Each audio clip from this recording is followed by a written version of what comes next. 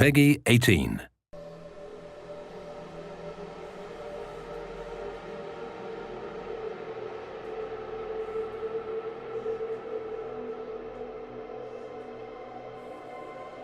Hey everyone, I'm Joel Leschler, a producer from 2K Australia. Hi everyone, I'm James Lopez, producer at Gearbox Software. And we're here to show you a walkthrough of our E3 demo for Borderlands the Pre-Sequel. Hope you enjoy it. Alright, so we're actually going to be playing through as Wilhelm during this playthrough, and we're selecting his action skill now, which is his ability to spawn these two drones, Wolf and Saint. Wolf is an attacking drone, while Saint is more of a buffing regen drone. We're going to go down the Cyber Commando skill tree. This one's really cool because if fans remember Wilhelm from Borderlands 2, he was just a giant loader with a human head on top. But in this game, it's his origin story, and he starts out just as a man. But you have the ability by going down this skill tree to start turning him into that giant robot that he was in Borderlands 2. We're selecting the Power Fist skill here, and you'll see that they actually replaced his arm with this robotic one. This one's really cool because it will deal extra melee damage, and you can actually attack enemies from further away. And if you look at the Shock Absorbers one, which replaces his leg with a robotic leg, this allows you to shoot and reload while you're sprinting, which can come in really handy. The Meteor Slam is also really useful because the butt stomp or ground pound or slam or whatever we're calling it today is really, really powerful in Borderlands the Pre-Sequel. When you're playing in low gravity, you're able to do this huge amount of damage when you slam down to the ground. And that's about all the skill points we can use right now, but we're pretty close to leveling up again. So when we do, we're going to show you the Vengeance Cannon, which is Wilhelm's capstone skill inside the Cyber Commando tree. Yeah. We have a look here, we actually just shot an air geyser, and when these are shot, they shoot out this oxygen which replenishes your Oz kit, but it also propels you up in the air. And the higher you get, the more damage you can do from your butt stomp. So if you hold that crouch button, you slam down on the ground, you deal this huge amount of damage to enemies on the ground. Yeah, geysers are a great way to do a slam immediately instead of having to kind of like prime yourself for it. You can hop on one of those and just immediately move off it and slam someone into oblivion if you want to. Here's another example of how the levels are informed by low gravity in Borderlands the Pre-Sequel. You're able to do these massive leaps and bounds, and really you have a lot more freedom as a player. The scope of travel has increased so much. And we're able to use the air boost by venting some oxygen. You're actually able to go even further by propelling yourself forward or even higher. Yeah, and it's cool that we have these abilities. They obviously come with some cost on the oxygen meter, but we give plenty of ways for you to get that oxygen back. You know, we've got oxygen canisters that drop when you kill enemies. We have the air geysers. We have other like cracks in the ground that air can come out of. They won't give you that jump, but they will give you back your oxygen. We also have oxygen generators, and even like certain Oz kits will allow you to create an oxygen bubble whenever you do a slam attack. Now these enemies that we're fighting at the moment, the Kragans, they're some of the moon beasts. They're essentially these moon rock monsters, but because this is Borderlands, they absorb elemental attributes as well, and these ones have absorbed cryo damage. We have a lot of liquid methane around this area of Elpis, and they've kind of inherited those abilities, and they're kind of doing cryo damage towards you. But you have the ability to kill them, but what's really interesting about these guys is when you kill them, they actually shatter into two smaller Kragans. Yeah, so you might start off one-on-one and feel like you've got a pretty even fight, but as they break into smaller groups and become more numerous, you might have a really big fight on your hand. Alright, why don't we try and show off the Wolf and Saint here, Wilhelm?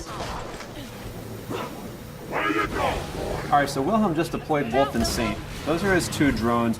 Wolf is going to go out and cause some trouble. Saint's going to stay fairly close by to replenish Wilhelm's shields as if they ever drop. Now, our Wilhelm player is pretty pro, so you know, might need to get a little bit of a more challenging fight for him. You can see these beautiful ice particles. With the new cryo element that we brought into the game, you can freeze and shatter any enemy, and depending on which angle you attack these guys from, they're actually going to float off into the low gravity in that direction. If you slam down an enemy while they're frozen, you're actually going to split them in half and watch their ice chunks float off. Yeah, that's really cool because the way that they shatter is always kind of customized to like whichever way you hit them. So it never really gets old. It's always different each time. It's really fun. Now, our current objective in this particular level is to redirect some liquid methane. We need to get to the Drakensberg, which is this derelict Dahl ship where we've been informed there's a military AI that we can use. Jack wants to build up this robot army. He needs this military AI to use it. So we're currently trying to redirect this methane to cool off a lava river. Now, we were just fighting the Kraken, but over here you can actually see that some of the scavs are actually riding them, which you gotta watch out for because you have two enemies attacking you, and whenever you kill one of these Kraken riders, you might get a couple of little Kraken riders coming out of them. You see, Wilhelm was also using these jump pads. So along with the oxygen geysers, we have these Dahl jump pads which are placed throughout the levels, and some of these shoot you straight up into the air, and other ones kind of propel you really far forward. Again, if you manage to chain some of these together, you can get really, really high and do a slam, which does a massive amount of damage. Look at some of these guys, you'll see that some of these scavs have this sort of orange bubble over their head. That's their oxygen bubble. That means that if you crack that bubble, then they're going to take oxygen damage because they're not able to breathe. Which is a really cool way because you can kind of do a hit and run. You don't have to worry about necessarily about finishing them off if you're taking too much heat. You can just wait for them to asphyxiate.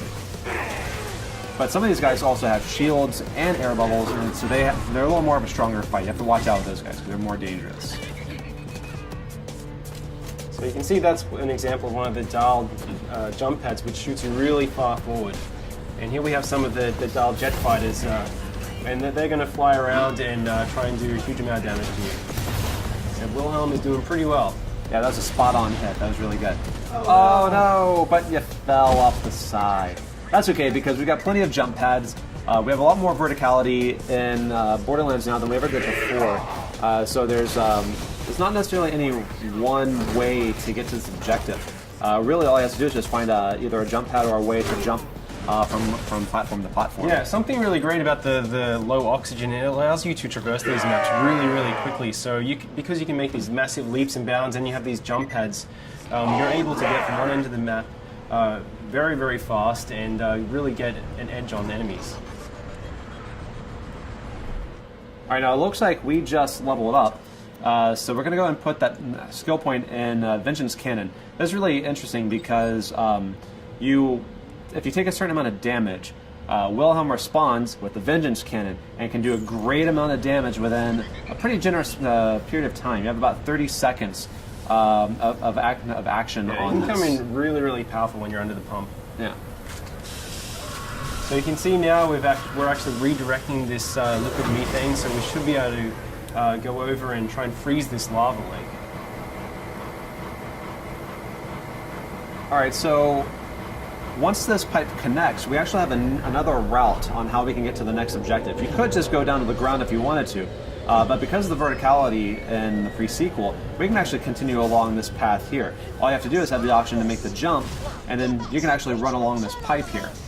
So there's plenty of ways to explore this map and get pretty much to anywhere you need to get. Yeah, it's really cool as well. Our level designers have built the map so, especially when you're playing co-op, you can have each player, they can approach each of these sites from different angles. So we could have taken that pipe all the way along while Athena went down by the ground and went over to the by the jump pad. Yeah, people that are especially fond of sniping should keep an eye out for these kind of opportunities because you get a superior angle from which you can snipe off those oxygen bubbles or just do just a bunch of damage in general. Yeah, absolutely. So we're going to continue along this way, and Athena's going to continue on the ground, and they're both getting that. She's going to jump across this chasm here, and we're going to get on to the next big fight. Yeah, we should be able to ambush these guys by taking them from two different angles. Once Wilhelm, finds a way to jump over this. There we go. All right, so in this area here, we've got some jetpack scavs. We also have some guys that are on foot. They actually see a scav that Athena just killed just flying off in the distance. And he'll go on like that for quite some time. Yeah, if he still has any life left in him, he's getting pretty beautiful. Oh, yeah. Awesome. Oh, no. Athena's down. Hey, Wilhelm, now why don't you go ahead and revive her using the oxygen? Yeah. So you kind of have these cool tactical decisions. You can revive your downed players faster with oxygen than if you just do it the normal way. But that obviously comes at a cost. But sometimes it's really good to get them in the fight faster. Beautiful. And you can see we have these jetpack scabs, so all of the enemies on Elpis can take advantage of the low gravity just as much as you can. So if you're getting protection behind cover, they can actually jump over and stomp on you and invalidate your cover just like you can them. We really wanted this gravity system to go throughout every single feature in the game. We just did a pretty awesome butt stomp there. Yeah, that was solid. Here's some of our new vending machines that we're just kind of teasing as we run by them, but you can see more about them later on. All right, we're coming into the processing plant now. This is actually where you just directed the liquid methane to, and it's really important that you do this because we're going to use it to freeze a lava river so we can form a natural bridge that we can cross over to the Drakensberg in the next map. Now this has a lot of enemies in it. Definitely a good time to bring out Wolfensteins. Yeah, try and use those jump pads to get a height advantage of the plays as well. If you stomp down. He just shocked that scab when he did that ground pound because of his because of the Oz kit that he has. It's really cool because each Oz kit can have a variety of features on it. Some of them will do your basic oxygen extension, but some also add elemental attacks. Some will create oxygen bubbles whenever you do a slam. There's a lot of layers to them because it's really important to us that our gear be relevant and offer some really cool stuff. Obviously, these sort of varieties are really important to us. Whenever we added the ice elemental, this also is represented across all gear items. So you've got it in shield, you've got it in grenade launch, you've got it in guns, and we also have lasers. Lasers support all the elementals, so we've added even more bazillions of gear. Yeah, you can see right here we have an ice laser. So we're able to shoot this beam, this kind of freeze ray, and then we can butt stomp and hopefully shatter this guy. Getting close. Nearly. Uh-oh. Remember, the higher you get, the more damage you're going to do. So, very close. Can you just take out kill? Yeah. That's okay, though. It's always next time. So it looks like we cleared out the enemies here. Let's try and get that methane onto the lava river. Sir, I've got my best people working. It is Borderlands though, so you always have to loot. That's right. Let's take all of them over. Who the hell is Ninja. that? That is the 10-year-old boy we hired to help us. You're fired, John. You can see the Drakensberg out there in the distance, so that's our objective. We want to get to this crashed Dahl ship to get this military AI. Once we get that military AI, Jack can put into the loaders, which up until this point had been useless. They're just construction bots, basically. But once we put the AI in them, we'll be able to weaponize the loaders and reclaim Helios, which is the moonshot facility. I need you to dump the methane from the reservoirs into the lava. We'll create our own path by cooling it off. This is gonna be ace. The lake should be safe now. Let's get to the Drakensberg. Alright, So you success. can find that Let's make AI. our way over to the Drakensberg. Lads, looks like we're going to have guests over. The kind the bosun wants dead as quickly as possible. Of course, what would Borderlands be without a bunch of big baddies to have to fight? Yep, they just get bigger and bigger. I really like that he is an ice dragon, but he also has lava inside of him. Yeah, I see that all the time. Yeah, it makes sense. All right, guys, and that's our E3 demo. We hope you enjoyed seeing it. Please stay tuned for more pre-sequel news.